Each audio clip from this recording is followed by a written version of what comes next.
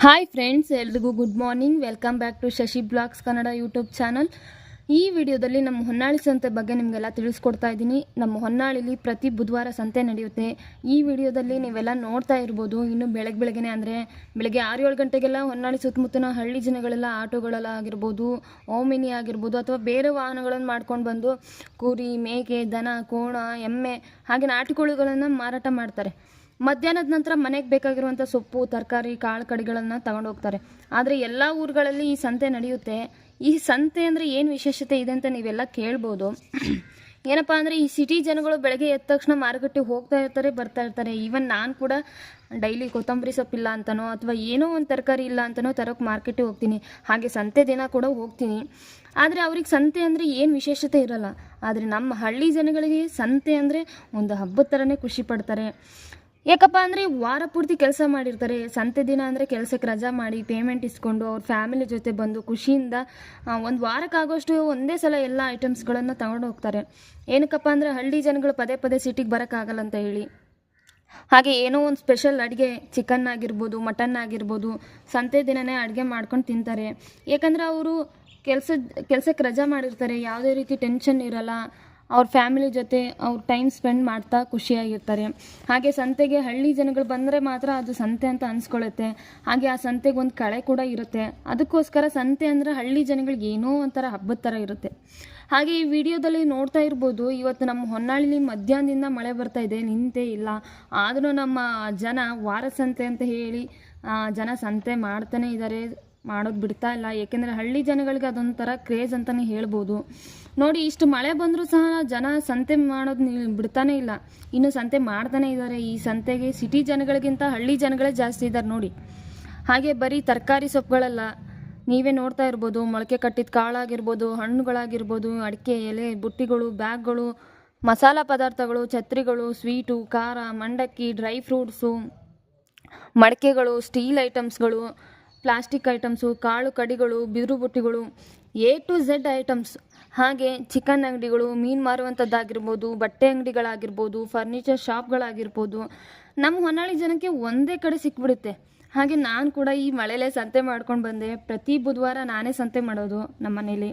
ಹಾಗೆ ಫ್ರೆಂಡ್ಸ್, ನೀವೇನಾದರೂ ಹೊನ್ನಾಳಿ ಕಡೆ ಬಂದರೆ, ಅದು ಬುಧವಾರ ದಿನ ಬಂದರೆ ನಮ್ಮ ಹೊನ್ನಾಳಿ ಸಂತೆಗೆ ಬಂದು ನಿಮ್ಮ ಫ್ಯಾಮಿಲಿಗೆ ಸ್ವೀಟೋ, ಖಾರನೋ, ಮಂಡಕ್ಕಿನೋ ಅಥವಾ ಏನೋ ಒಂದು ಸ್ವೀಟೋ, ಖಾರನೋ ಅಥವಾ ಮಂಡಕ್ಕಿನೋ ಏನೋ ತಗೊಂಡು ಹೋಗಿ.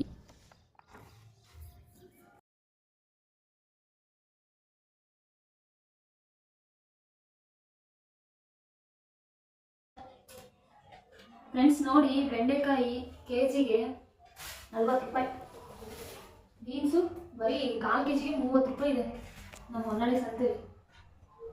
ಟೊಮೆಟೊ ಕೆಜಿಗೆ 40, ಬೀಟ್ರೋಟು 1/4 ಕೆಜಿ 20, ಬೀಟ್ರೋಟು 1/4 ಕೆಜಿಗೆ 20, ಅರ್ಧ ಕೆಜಿ 40.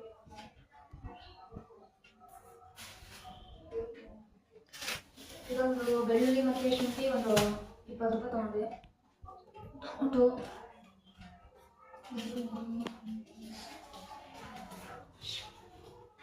ಏಲಕ್ಕಿ,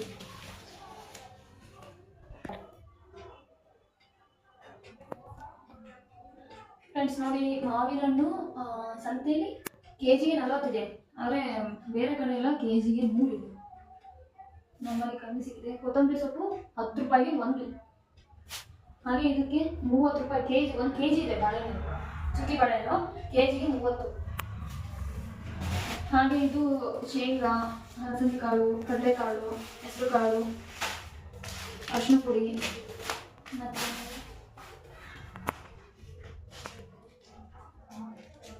ಹಾಗೆ ನಂದು ಬೆನ್ನಿಸನ್ನ ವಾಶ್ ಮಾಡಿಕೊಟ್ಟಿದ್ದೆ. ಬರ್ಬೇಕು ಅಂಗಡಿಗೆ ವಾಶ್ ಮಾಡಿಕೊಟ್ಟಿದ್ದಾರೆ. ಇದಕ್ಕೆ 60 ರೂಪಾಯಿ ತಗೊಂಡ್ರು.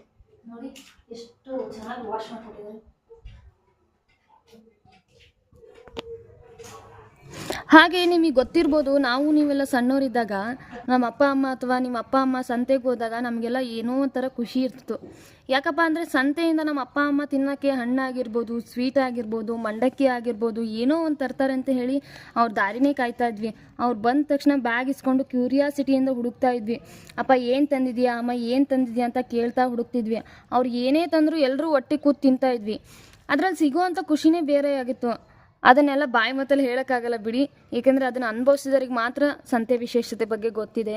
ಹಾಗೆ ಈ ವಿಡಿಯೋ ನೋಡಿದ ತಕ್ಷಣ ಯಾರಿಗೆಲ್ಲ ಈ ಸಂತೆ ಬಗ್ಗೆ ನೆನಪಾಗ್ತಿದೆಯೋ ಅಥವಾ ನೀವೆಲ್ಲ ಸಣ್ಣವರಿದ್ದಾಗ ಈ ಸಂತೆಯ ಅನುಭವ ಆಗಿದೆಯೋ, ಹಾಗೆ ಈಗಲೂ ಸಹ ಯಾರೆಲ್ಲ ಸಂತೆ ಮಾಡ್ತಿದ್ದೀರೋ ಅಥವಾ ಸಂತೆ ಬಗ್ಗೆ ಗೊತ್ತಿದೆಯೋ ಅವರೆಲ್ಲ ಈ ಒಂದು ಸಂತೆ ಬಗ್ಗೆ ನಿಮ್ಮ ಅನಿಸಿಕೆಯ ತುಣುಕನ್ನು ಕಮೆಂಟ್ ಮೂಲಕ ನನಗೆ ತಿಳಿಸಿ.